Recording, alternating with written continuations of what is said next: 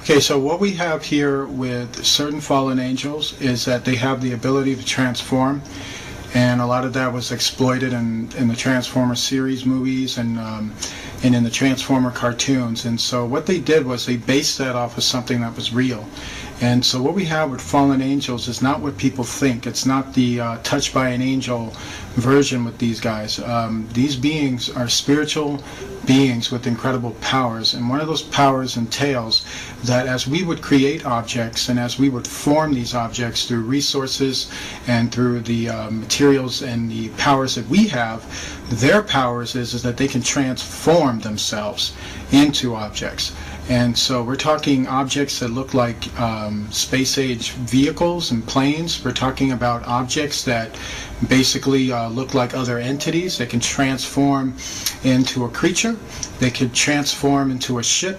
They can transform to even look like the implements that we have. They can literally transform themselves to disguise themselves as a car, as a plane, and as a lot of different type of objects. There's really nothing they can really do in terms of transforming. We do know that when it comes to the fallen angels, they don't have as much power as they normally would in terms of their transforming abilities, but they do have them at a very good length.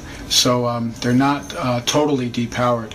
And so a lot of them like to transform into ships. A lot of them like to transform into certain objects. A lot of them like to transform into basically UFOs, basically planes, basically other looking creatures. And sometimes it gets sporadic. You know, sometimes they kind of, you know, from a lot of the transforming and using the powers that they use in our dimension, it kind of weighs heavy on them. You know, they can't always maintain it. They can't always maintain the form or the shapes that they take, and sometimes they go a little crazy in the atmosphere. And then sometimes that's caught on camera, where they're just like morphing into like a UFO and then a dragon and then other types of forms of spiritual reptilian looking you know, helixes, if you will, you know, combinations of different forms.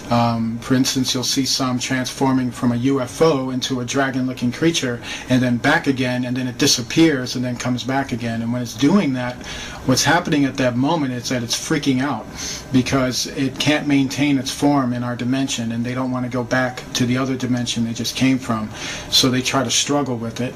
And sometimes when they come into our dimension, they're pretty set in their form or their shape, and they're able to maintain it for probably long periods of time before they end up dissipating, and then another group comes in. And so there is a weakness to them, but we don't have the weapons to really combat them, to tell you the truth. I mean, fighting them is like throwing sticks at them. It's not going to work. You know, you can throw a nuclear warhead at them, and that's not going to work. You can shoot bullets at them, and that's not going to work. When it comes to the full spiritual beings, the full fallen spiritual beings, I'm not talking about their Nephilim children, who are another story, because they can morph too, but not as well as the fallen angels. The fallen angels, to understand them, they're usually balls of light, and then they have demons that can also appear that way. So it's tricky identifying them, but one thing that you can do is when you pay enough attention to them, or if you spent enough time observing them, you start to notice how the demon lights are not as transformable as the fallen angels. Fallen angels are, you know, they can basically transform within seconds and disappear within seconds, and the demons, or the spiritual demons, they seem to maintain a certain form, and then they're known to just basically dissipate a lot quicker. And so that's probably the only way you can tell on that end, you know, when it comes to these beings. You know, aliens are two types. You know, aliens, is what people will know them, are actually fallen angels. And fallen angels have more power than people think. They're more creative in their deception than people think. Fallen angels like to pretend to be aliens. They'd rather you think something different other than what the truth is. And then you have the Nephilim, who the Bible says were the children of the fallen angels, and they too still exist, and they too have been mistaken as aliens. And so what we have, like in the time of Enoch, when the book of Enoch was talking about it, it very much confirmed that there was a time when these beings lived on earth, and they came from a dimensional world, And they actually came, through portals, basically. Enoch saw them coming from another world, literally another world beyond our world, and that has nothing to do with the solar system or the galaxy or how we would know the universe.